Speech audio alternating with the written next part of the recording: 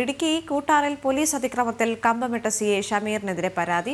പുതുവത്സര ദിനത്തിൽ പടക്കം പൊട്ടിക്കുന്നത് കാണുകയായിരുന്ന കുമരമെട്ട് സ്വദേശി മുരളീധരനെ അകാരണമായി മർദ്ദിച്ചു എന്നാണ് പരാതി.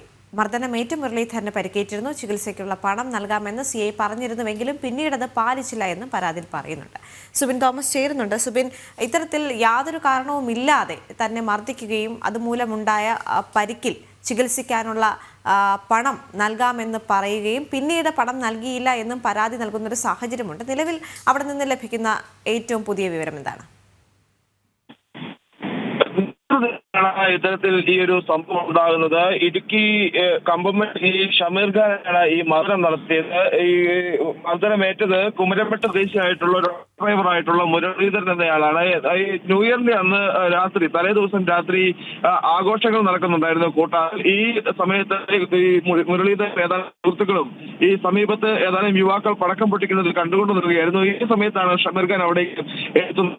ശേഷം ഈ യുവാക്കളോട് പടക്കം പൊട്ടിക്കുന്നത് അവസാനിപ്പിച്ച് ഇവിടെ മടങ്ങി പോകണമെന്ന് ആവശ്യപ്പെട്ടു. അപ്പോൾ ഈ പടക്കമെല്ലാം പൊട്ടിച്ചു തീർത്തതിനു ശേഷം ഉടൻ തന്നെ പൊയ്ക്കൊള്ളാമെന്നിവർ മറുപടി പറയുകയും ചെയ്തു. പ്രകോപിതനായി ഈ ഷമീർ ഖാനും കൂടെ ഉണ്ടായിരുന്ന പോലീസുകാരും മറ്റുള്ള ആ യുവാക്കളെ അവിടെ നിന്ന് ഓടിച്ചു വിടാനുള്ള ശ്രമം നടത്തുന്നതിനിടെയാണ് ഈ മുരളീധരന്റെയും മറ്റു സുഹൃത്തുക്കളുടെയും അടുത്തേക്ക് എത്തുന്നതും ഇവരെ തള്ളി നീക്കുകയും ചെയ്യുന്നത്. ഇതിനിടയിലാണ് ഈ മുരളീധരന്റെ കരണക്കുറ്റിക്കേറ്റ് ഈ ഷമീർ ഖാൻ വലിഞ്ഞടിക്കുകയും ചെയ്തത്. ഒറ്റയടിക്ക് തന്നെ ഇതിനെ താഴെ വീഴുകയായിരുന്നു. ഇതിനുശേഷം ഷമീർ ഖാൻ അവിടുന്ന് പോവുകയും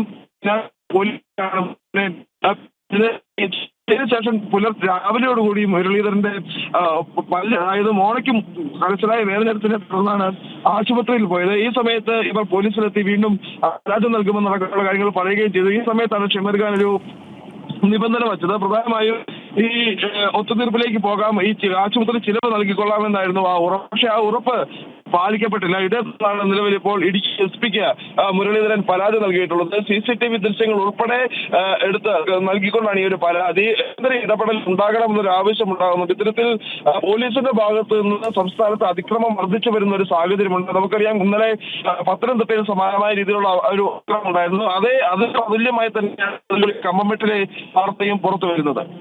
സുബിൻ, അതായത് ഈ പോലീസിന്റെ അതിക്രമം സംസ്ഥാനത്ത് വർദ്ധിച്ചു വരുന്നു എന്നുള്ള ആക്ഷേപം നിലനിൽക്കുന്നുണ്ട്. പോലീസിനുള്ളിലെ അച്ചടക്കമില്ലായ്മ ചൂണ്ടിക്കാട്ടുന്നുണ്ട്. എന്തായാലും ഇത്തരത്തിൽ CI ആക്രമിച്ചത് പ്രകോപനമില്ലാതെയാണ് എന്നുള്ള പരാതി നൽകിയിട്ട് പോലും തുടർ നടപടികൾ ഉണ്ടാകുന്നില്ല എന്നുള്ളതാണ് ഗുരുതരമായ മറ്റൊരു വസ്തുത. ഈ പരാതിയുമായി മുന്നോട്ട് പോകാൻ തന്നെയാണോ പരാതിക്കാരൻ ഉദ്ദേശിക്കുന്നത്? പരാതിയുമായി മുമ്പോട്ട് പോകാൻ തന്നെയാണ് പരാതിക്കായ മുരളീധരന്റെ തീരുമാനം. പ്രധാനമായും ഈ പല്ല് പോയി, അത് കൂടാതെ ഒരു പ്രകോപനവും ഇല്ലാതെയാണ് ഈ ഒരു അതിക്രമം നടത്തിയത്. ഇതിൽ കൃത്യമായ ഇടപെടൽ ഉണ്ടാകണം എന്നുള്ളൊരു ആവശ്യം തന്നെ മുരളീധരൻ മുമ്പോട്ട് വയ്ക്കുന്നു.